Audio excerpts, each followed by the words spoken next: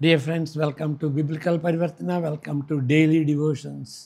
ఈ దినానికి అంటే జూలై 22కి సంబంధించినటువంటి వాక్య భాగం అపోస్తుల కార్యాలు 9వ అధ్యాయం. ఇక్కడ అపోస్తుడైన పౌలు ఆయన కన్వర్ట్ అయినటువంటి సందర్భం అందరికీ సుపరిచితమైనదే. దీనికి ఒక టాపిక్ ఇవ్వాలి అంటే దీన్ని అర్థం చేసుకుంటే మన దృక్పథంతో సహా సమస్తం నూతనమైపోతాయి. కాబట్టి ఇది కీలకమైనటువంటి విషయం, పౌలుకి కీలకమైనటువంటి విషయం, మనకి కీలకమైనటువంటి విషయం, మన కుటుంబానికి, మన దేశానికి, సమస్తానికి కీలకమైనటువంటి విషయం. అంతా మారిపోద్ది. ప్రార్థన చేసుకుందాం. May the words of my mouth and the meditation of our hearts be acceptable in thy sight, our rock and redeemer. ఆమేన్. పౌలు మారక ముందు ఎలాంటి వ్యక్తి, అది ముందు గమనించుకోవాలి. పౌలు క్రైస్తవునిగా మారక ముందు ఆయన దృక్పథం ఏంటి? అపోస్తల కార్యాలు 9వ అధ్యాయం అంతా చదవాలి. కానీ ఇంకా వేరే చోట కూడా ఆయన గురించి ఉన్నవి. 22:2, 23:6 ఫిలిప్పి. తర్వాత చదువుదాం. ఈ పారాగ్రాఫ్ చదివిన తర్వాత తనను గూర్చి తానే చెప్పుకుంటున్నాడు. ఆయన బహు నిష్ఠగల పరిసయుడని, ప్రత్యేకంగా యెరూషలేములో పెరిగాడని అర్థం చేసుకొనగలం. ఆనాటి అత్యంత ప్రసిద్ధిగాంచిన రబ్బీలకు చెందిన ఒక వ్యక్తి వద్ద ఆయన నేర్చుకున్నాడు. సిలువబడిన మెస్సయ్య అనే భావన విరుద్ధమైనది. ఏంటి మెస్సయ్య ఏంటి? సిలువ వేయబట్టం ఏంటి? సిలువేమో దేవుని యొక్క తీర్పుకి, శిక్షకి గుర్తు. మరి మెస్సయ్య అంటే విజయానికి గుర్తు. విజయం ఓడిపోవటం, విజయం దేవుని యొక్క శిక్షను బట్టి వేలాడటం. ఇదేంటి?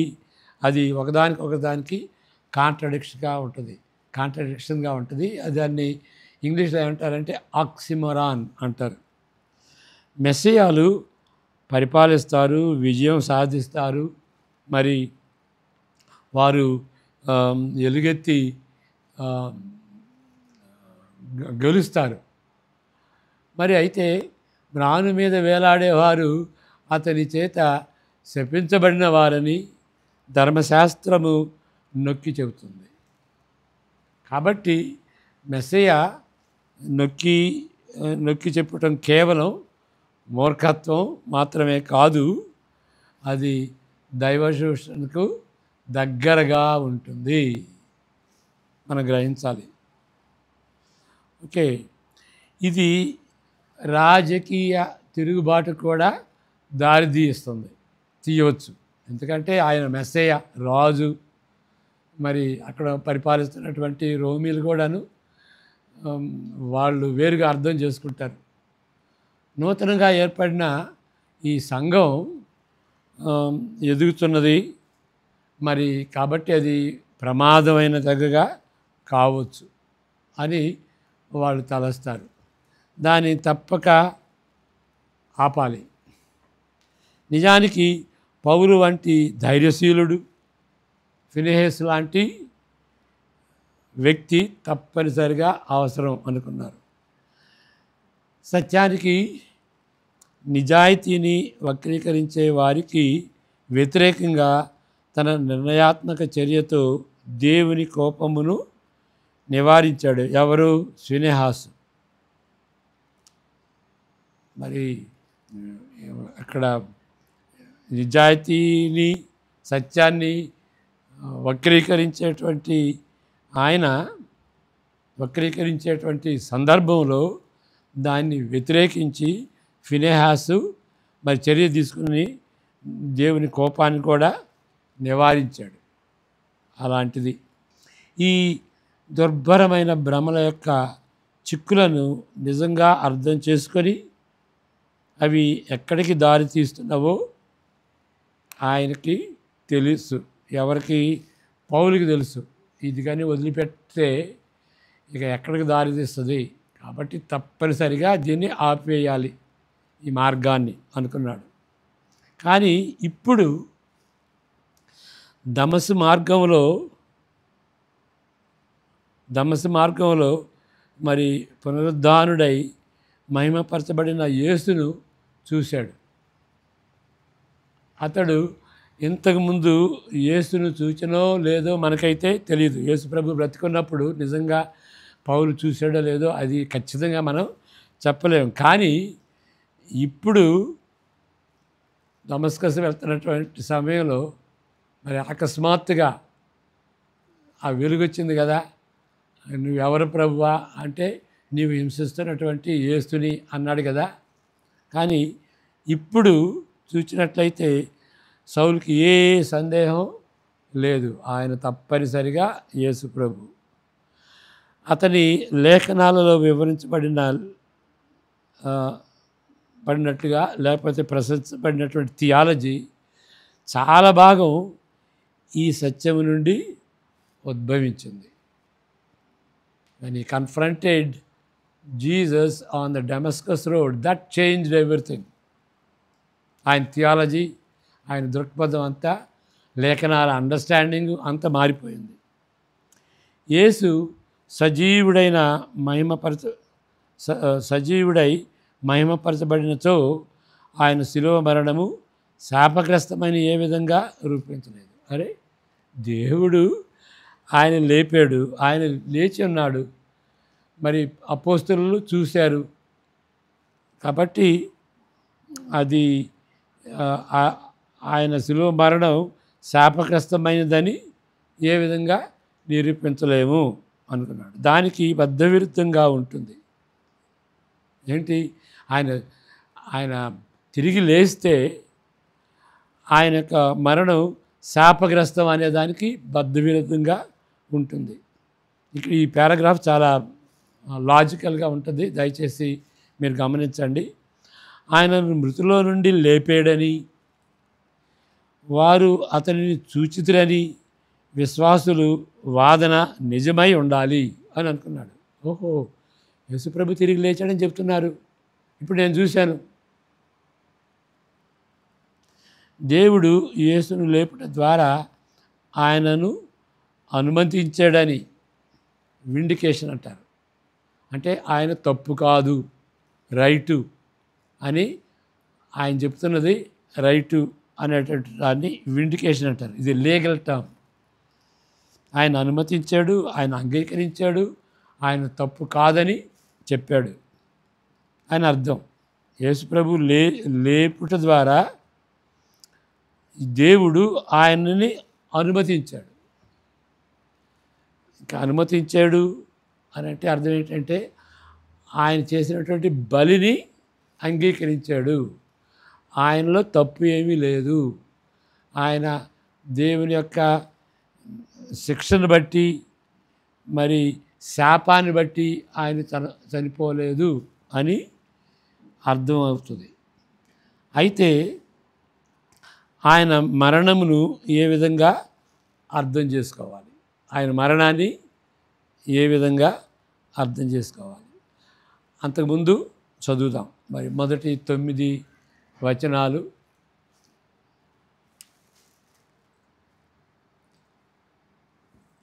అపోస్తల కార్యం 9:1-9. సౌలు ఇంకను ప్రభువు యొక్క శిష్యులను బెదిరించుటయు హత్య చేయుటను తనకు ప్రాణాధారమైనట్టు ప్రధాన యాజకుని యొద్దకు వెళ్ళి ప్రాణాధారమైనట్టు ఈ మార్గమందున్న పురుషులైనను స్త్రీలైనను ఈ మార్గమందున్న, క్రిస్టియానిటీని మార్గం అన్నారు. యేసు ప్రభు ఏం చెప్పాడు, నేనే మార్గం అన్నాడు కదా, దాన్ని తీసుకుని దాన్ని మార్గం అన్నారు. నిత్య జీవానికి, పాప క్షమాపణకి, దేవుని తెలుసుకోవడానికి మార్గం అని అన్నారు. మార్గమందున్న పురుషులైనను స్త్రీలైనను కనుగొని ఎడల వారిని బంధించి యెరూషలేమునకు తీసుకుని వచ్చుటకు దమస్కులోని సమాజంల వారికి పత్రికనిమ్మని అడిగాను. అతడు ప్రయాణం చేస్తూ దమస్కు దగ్గరకు వచ్చినప్పుడు అకస్మాత్తుగా ఆకాశం నుండి ఒక వెలుగు అతని చుట్టూ ప్రకాశించెను. అప్పుడు అతడు నేల మీద పడి, సౌలా సౌలా నీ నేల నన్ను హింసించుచున్నావు, నీ వేళ నన్ను హింసించుచున్నావని తనతో ఒక స్వరము పలుకుట వినెను. ప్రభువా, నీవెవడమని అతడు అడుగగా అతడు, నేను నీవు హింసించుచున్న యేసును. యాక్చువల్లీ ఆయన సంఘాన్ని హింసిస్తున్నాడు, కానీ యేసు ప్రభు తనని హింసిస్తున్నట్టుగా చెప్పాడు. సంఘాన్ని హింసించిన యేసు ప్రభుని హింసించిన ఒకటే, ఆయన సంఘానికి శిరస్సు కాబట్టి. Will continue. 5వ వచనం. ప్రభువా, 6వ వచనం. లేచి పట్టణంలోనికి వెళ్ళుము, అక్కడ నీవు ఏమి చేయవలనో అది నీకు తెలుపబడినని చెప్పాను. అతనితో ప్రయాణం చేసిన మనుష్యులు ఆ స్వరము వినిరి కానీ ఎవరిని చూడక మౌనులై నిలబడిరి. అక్కడ ఉన్నటువంటి వాళ్ళు ఆయనతో వచ్చినటువంటి భటులు ఎంతమంది వచ్చారో తెలియదు. వాళ్ళందరూ ఏదో జరుగుతుంది, పౌలుకి ఏదో జరుగుతుంది, ఆయన అంధుడయ్యాడు, ఆయన వెలుగు చూశాడు, అది అర్థమవుతుంది. కానీ యేసుక్రీస్తు పౌలుతో చెప్పినటువంటి మాటలను స్వరం విన్నా కానీ ఆ మాటలను మాత్రం వాళ్ళు వినలేదు. ఆయనకు అర్థమైంది. సౌలు నేల మీద నుండి లేచి కన్నులు తెరిచినను ఏమీ చూడలేకపోయాను కనుక వారు అతని చెయ్యి పట్టుకొని దమస్కులోనికి నడిపించిరి. అతడు 3 దినములు చూపు లేక అన్నపానములేమీ పుచ్చుకొనకుండెను. అది తర్వాత దయచేసి చదవండి. ఏ విధంగా మరి అననీయ వచ్చి ఆయన స్వస్థపరిచాడు, అననీయకి ఏ విధంగా దర్శనం జరిగింది, అదంతా కూడాను మనం చూడవచ్చు. ఇప్పుడు దీని నోట్స్ కంటిన్యూ చేద్దాం. ఇప్పుడు ఆయన మరణాన్ని, యేసుప్రభు యొక్క మరణాన్ని ఏ విధంగా అర్థం చేసుకోవాలి, అది కీలకమైనటువంటిది. యేసుప్రభు మరణించాడు. ఏప్రిల్ 30 AD, 7 కావచ్చు, 14 కావచ్చు. 14 అయితే 29లో, ఏప్రిల్ 29లో చనిపోయాడు.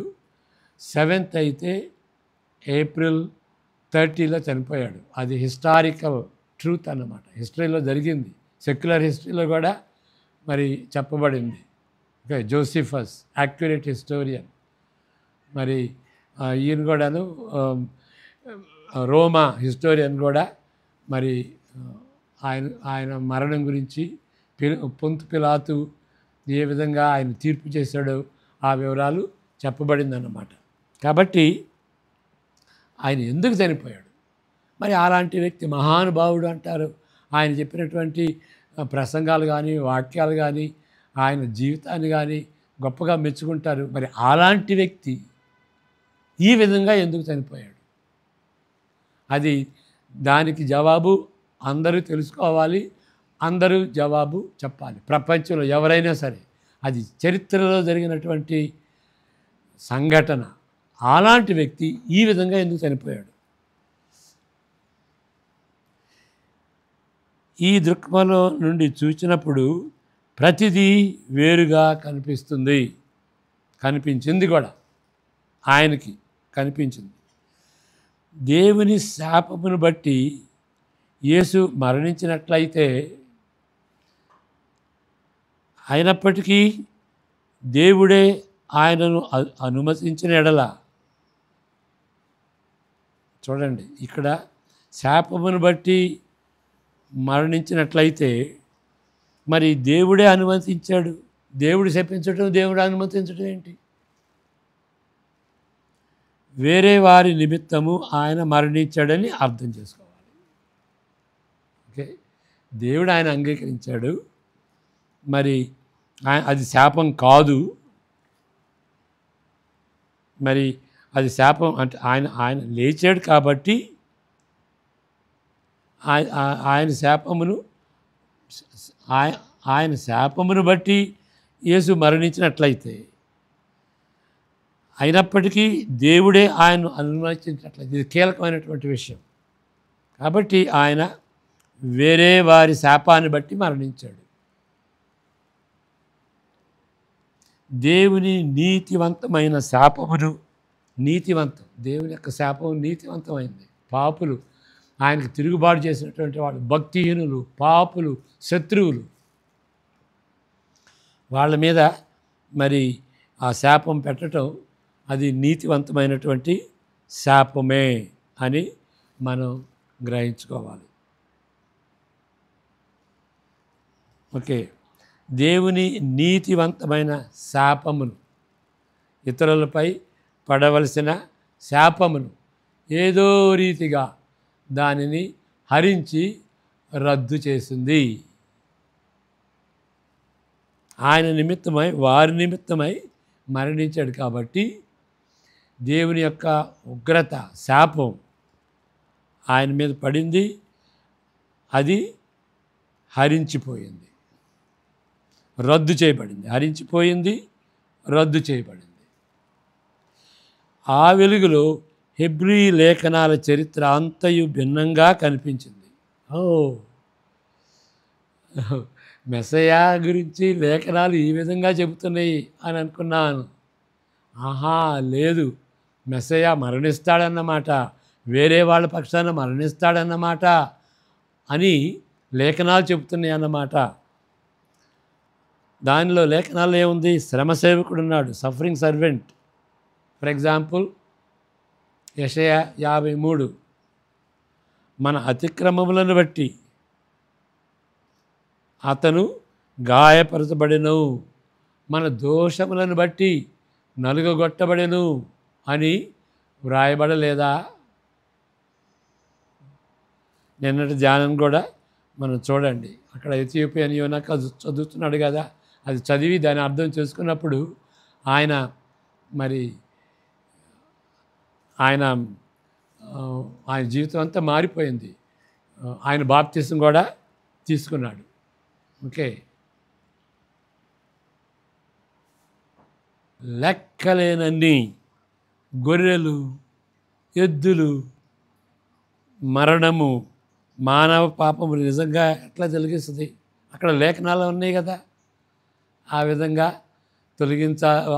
ఆ విధంగా బలి కావాలని. మరి పాపాన్ని, మానవ పాపాన్ని గొర్రెలు, ఎద్దులు, జంతువులు అవి ఎట్లా తొలగిస్తాయి? ఇది రెటారికల్ క్వశ్చన్. లేక మానవుడైన గొర్రెపిల్ల ఆ విధంగా చెప్పగలిగితే, మానవుడైన అంటే వేరే విధంగా చెప్పగలిగితే, మానవుడైన పస్కా గొర్రెపిల్ల మనకు అవసరమా? అవసరమే. ప్రత్యక్ష గుడారములోను దేవాలయములో మతాచారములు అంతిమ పరిష్కారమును సూచిస్తున్నట్లు అర్థం చేసుకున్న ఎడల, సియోను కొండపై ప్రదర్శించబడిన ఆ నిబంధన, మన పాత నిబంధన అంటాం కదా, మోషేతో దేవుడు చేసుకున్నటువంటి నిబంధన, మరి దాని పరిస్థితి ఏంటి? ఇవన్నీ ప్రశ్నలు. ఈ ప్రశ్నలు లేఖనాల్లో చూస్తున్నాం. మరి ఏ విధంగా అర్థం చేసుకోవాలి?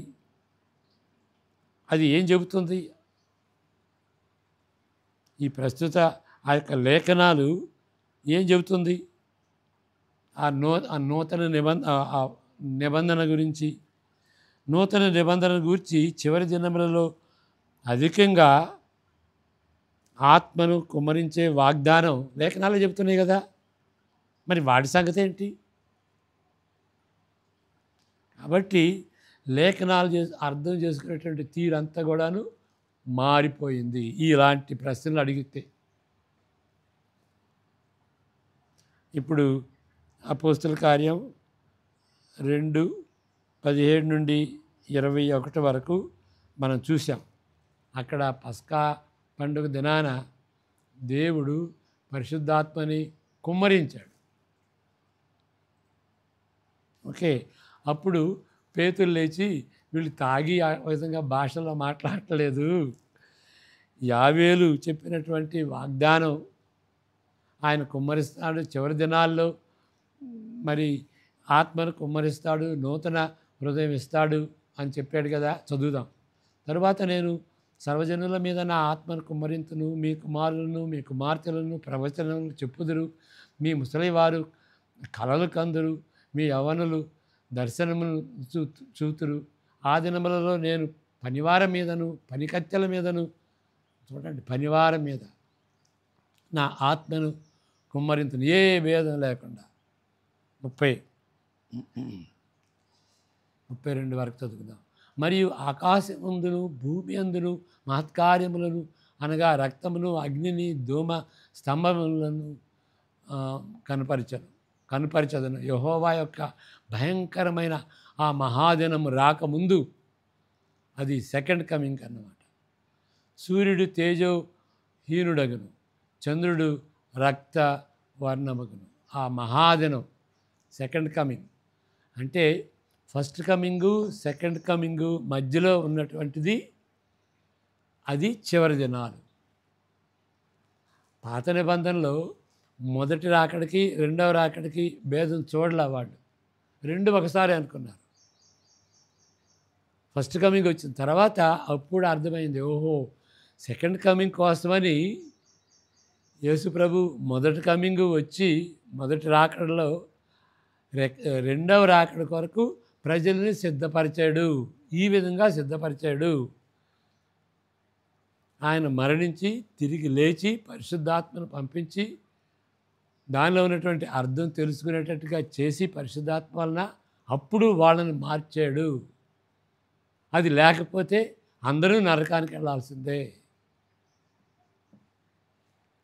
కాబట్టి రెండవ రాకడికి దేవుని తీర్పు ఉంటుంది కాబట్టి దానికి సిద్ధపరచడానికి వచ్చాడు అనేటువంటి రీతిగా, ఆ విధంగా అర్థం చేసుకునేటువంటి రీతిగా అక్కడ యావేలు ప్రవచించాడు.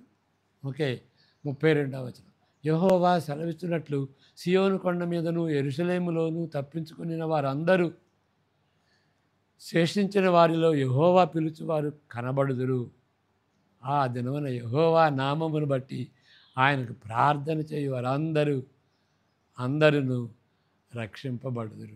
ప్రార్థన చేసుకోవడం, పశ్చాత్తాపపడి యేసుప్రభుని విశ్వసించేటువంటి ప్రార్థన, ఇంకా పాపం చేయకుండా దేవునికి విరోధులుగా ఉండేటువంటి ప్రార్థన, అప్పుడు వాళ్ళు రక్షింపబడతారు. శాపం నుండి రక్షింపబడతారు, దేవుని తీర్పు నుండి రక్షింపబడతారు. అది అక్కడ జూలై 15వ తారీఖు ధ్యానం కూడా చూడండి. అబ్రహామునకు చేసిన మరి ఆ వాగ్దాన సంగతి ఏంటి? లేఖనాల్లో అబ్రహాంకి దేవుడు వాగ్దానం చేశాడు కదా, ఏమని? అబ్రహాం సంతానం ద్వారా సమస్త జనులు, యూదులే కాదు సమస్త జనులు ఆశీర్వదింపబడుదురని చేసిన వాగ్దానం. నిన్ను ఆశీర్వదించు వారిని ఆశీర్వదించదను, నిన్ను దూషించు వారిని శపించదను, భూమి యొక్క సమస్త వంశములు భూమి యొక్క సమస్త వంశములు నీ యందు ఆశీర్వదింపబడినని అబ్రహాంతో అనగా, యెహోవా అతనితో చెప్పిన ప్రకారము అబ్రహాము వెళ్ళను, లోతు అతనితో కూడా వెళ్ళను. అబ్రహాము హారాను నుండి బయలుదేరినప్పుడు 70 ఏండ్ల ఈడు గలవాడు. ఓకే, మరి ఆ విధంగా అబ్రహాం సంతానంలో వచ్చినటువంటి యూదుల సంతానంలో వచ్చినటువంటి మరి యోధా సంతానంలో వచ్చినటువంటి రాజవంశంలో పుట్టినటువంటి ఆ యేసుక్రీస్తు. మరి దాని సంగతి ఏంటి? కాబట్టి ఈ లేఖనాల్ని ఈ విధంగా అర్థం చేసుకుని ఈ విధంగా ప్రశ్నించుకుంటే ఏంటి, ఇక లేఖనాల అర్థం అంతా కూడాను మారిపోద్ది. ఈ లేఖనాలన్నీ కూడాను యేసు ప్రభు కేంద్రం కలిగి ఉన్నట్టుగా చూస్తాం. కేంద్రమే కాదు, కేంద్రం అంటానికి క్రిస్టోసెంట్రిక్ అంటారు. కేంద్రం కాదు, ఇంకా బెటర్ టర్మ్ ఏంటంటే యేసు ప్రభుని సూచించేటువంటి లేఖనాలు, యేసు ప్రభుని సూచిస్తున్నటువంటి లేఖనాలు. ఆయన మెస్సయే, రాజు. కానీ ఏ విధంగా రాజు అవుతాడు? శ్రమసేవకుని వలె సిలువలో మరణించి చనిపోయి తిరిగి లేచి ఆ విధమైనటువంటి రాజ్యం ఆయనది. హృదయాలు ఏలేటువంటి రాజ్యం. ఓకే. దేవుని యొక్క రాజ్యాన్ని స్థాపించేటువంటి ఆ ఆ విధానం అది. మరి సంపూర్ణంగా దేవుని యొక్క రాజ్యం ఆయన ద్వారా స్థాపించబడుద్ది. మన హృదయాల్లో ఇప్పుడు స్థాపించబడుద్ది. పరలోకంలో అది కంప్లీట్ అవుతుంది. దేవుడే రాజుగా ఉంటాడు. యేసుప్రభు ఆయనతో కూడా ఉంటాడు. మనం ఏ పాపం లేకుండా ఆయన అనుసరిస్తూ, ఆయన సేవిస్తూ, ఆయన ఆరాధిస్తూ మరి ఆయన చెప్పినట్టుగా మనం చేస్తాం. ఎందుకంటే భూమి కూడా, నూతన భూమి కూడా ఉంటుంది. పాపం లేనటువంటి, శపించనటువంటి భూమి ఉంటుంది. కాబట్టి సమస్తము నూతనం అయిపోతాయి. మన జీవితాలు మారిపోతాయి. లేఖనాల ఎడల మన అండర్స్టాండింగ్ మారిపోతాయి. ఓకే. అవును, లేఖనాలు యూదులకు ఇచ్చాడు, కానీ యేసు ప్రభులో అవి నెరవేరినాయి అని యూదులు తెలుసుకోవాలి. యూదుల కోసమే కాదు, దేవుడు అందరి కోసం వచ్చాడు. దేవుడు యూదుల్ని వాడుకున్నాడు ఒక ఎగ్జాంపుల్గా. వాళ్ళని తీసుకుని ఏ విధంగా వ్యక్తిగతంగానే కాదు, ప్రజలుగా ఏ విధంగా జీవించాలి అనేటువంటి ఇన్స్ట్రక్షన్స్ ఇచ్చాడు. పాత నిబంధనలో 2 విధాలుగా 39 గ్రంథాలు ఉన్నాయి కదా, అవి ఎగ్జాంపుల్గా తయారవుతాయి. మరి నూతన నిబంధన మోషే ద్వారా దేవుడు ఇశ్రాయేలుతో చేసుకున్నటువంటి నిబంధన నెరవేరింది. అది రీప్లేస్ చేయబడి నూతన నిబంధన అయింది.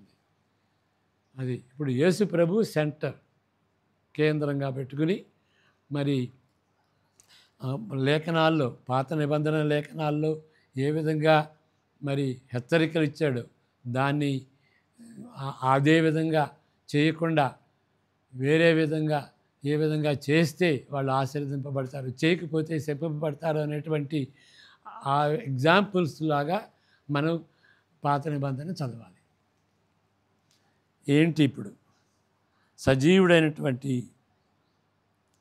యేసు సజీవుడైనప్పుడు మరణం నుండి లేచాడు అని, మృత్యుల నుండి లేచాడు, శరీరంతో లేచాడు అని గ్రహించినప్పుడు దేవుడు ఆయన్ని ఆమోదించాడు. దేవుడు ఆయన్ని తిరిగి లేపాడు, ఆయన్ని విండికేట్ చేశాడు అని మనం గ్రహించినప్పుడు సమస్తము మారిపోతాయి. సమస్తము మారిపోతాయి కాదు, సమస్తము మారిపోతాయి. ఓకే. మరి ఆ విధంగా మారిపోవాలని మనం ఆశపడుతున్నామా? అది మన జీవితాలు ఇట్లాగే ఉండాలా? కలవరంతో, నెమ్మది లేకుండా, అపవిత్రతతో, అబద్ధం ఆడటం, దొంగతనం చేయటం, కూనీలు చేయటం, ద్వేషం పెంచుకోవటం, ఓకే, లేకపోతే దేవునితో సమాధానం కలిగి దాన్ని బట్టి మనుషులతో సమాధానం కలిగి అందరూ ఒకటే, దేవుని దృష్టిలో అందరూ ఒకటే. దేవుడు తలాంతులు ఇచ్చాడు, ఆ తలాంతుల్ని వాడుకుంటూ ఆయన్ని సేవిస్తూ ప్రజలకు ఉపయోగకరంగా ఉండాలి. ఆ విధంగా ఉండాలి అంటే మన హృదయం మారాలి. మన హృదయం మారాలి అంటే హృదయం మారటానికే యేసు ప్రభు చనిపోయాడు. ఏదో మతాచారాలను బట్టి కాదు, హృదయం మార్చటానికి, ఆయన మన హృదయంలో ఉండటానికి, పరిశుద్ధాత్మ ద్వారా ఆయన మన హృదయంలో ఉండి మరి నూతనమైనటువంటి విధంగా మనం మన జీవితాన్ని మొదలు పెడతాం. ఈ డైరెక్షన్ అంతా మారిపోద్ది, డైరెక్షనే మారిపోద్ది. ఆ డైరెక్షన్లో ఎదుగుతాం. దేవుని వైపు చూస్తూ, దేవునికి అనుకూలంగా, దేవునికి దగ్గరగా, సన్నిహితంగా ఆ మార్గంలో ఎదుగుతాం. అదే మార్గం, యేసు ప్రభు మార్గం అదే. దేవుని దగ్గరికి వెళ్ళేటువంటి మార్గం, నీతి మార్గం, పరిశుద్ధమైనటువంటి మార్గం, దేవుని మార్గం, నిత్య జీవం, పరలోకంలో జీవించేటువంటి నిత్య జీవం, ఇప్పుడే భూమి మీద జీవించేటువంటి మార్గం, సత్యమైనటువంటి మార్గం. నేనే జీవమును, నేనే సత్యమును. కాబట్టి ఆయన మార్గం. పాత నిబంధనలో ఉన్నటువంటి ఛాయలన్నిటినీ నెరవేర్చేటువంటి అదే సత్యం, నిజం. ఆయన జీవం నిజమైనటువంటి జీవం. ఈ జీవం పోద్ది, భౌతిక జీవం పోద్ది, నిత్య జీవం వస్తుంది, దేవుని జీవం వస్తుంది. కాబట్టి ఆయనే అలాంటి జీవాన్ని ఇవ్వగలడు. కాబట్టి నేనే జీవమును, నేనే సత్యమును, కాబట్టి నేనే మార్గమును. ప్రార్థన చేసుకుందాం. యెహోవా నిన్ను ఆశీర్వదించి కాపాడును గాక. తన సన్నిధి కాంతిని నీపై ఉదయింపజేసి నిన్ను కరుణించును గాక. ఆయన సన్నిధి కాంతిని నీపై ప్రకాశింపజేసి నీకు సమాధానము అనుగ్రహించును గాక. ఆమెన్. God bless you.